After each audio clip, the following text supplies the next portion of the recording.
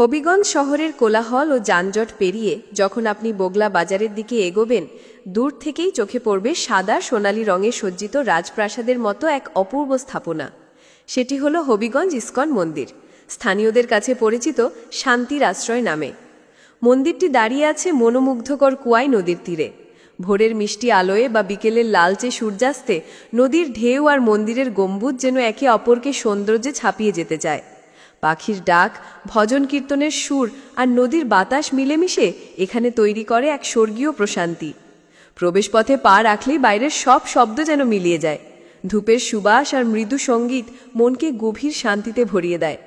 দৃষ্টিনন্দন স্থাপত্য, সুউচ্চ গম্বুজ, খোদাই করা দরজার রঙিন কাচের জানালা, সব মিলিয়ে এটি এক অনন্য শিল্পকর্ম। ভেতরে প্রবেশ করলেই দেখা মিলবে প্রধান বিগ্রহ শ্রী শ্রী রাধা মাধবের অতুলনীয় রূপ। প্রতিদিন সকালে এখানে অনুষ্ঠিত হয় মঙ্গল আরতি, যেখানে ভক্তরা দূর দূরান্ত থেকে এসে অংশ নেন।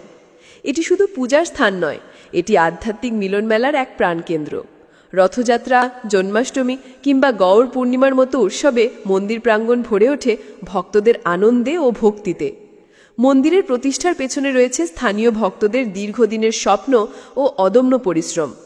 আজ সেই স্বপ্ন বাস্তব হয়ে দাঁড়িয়ে আছে কুয়াই নদীর তীরে, শুধু হবিগঞ্জ নয়, গোটা সিলেট বিভাগের জন্য গর্বের প্রতীক হয়ে।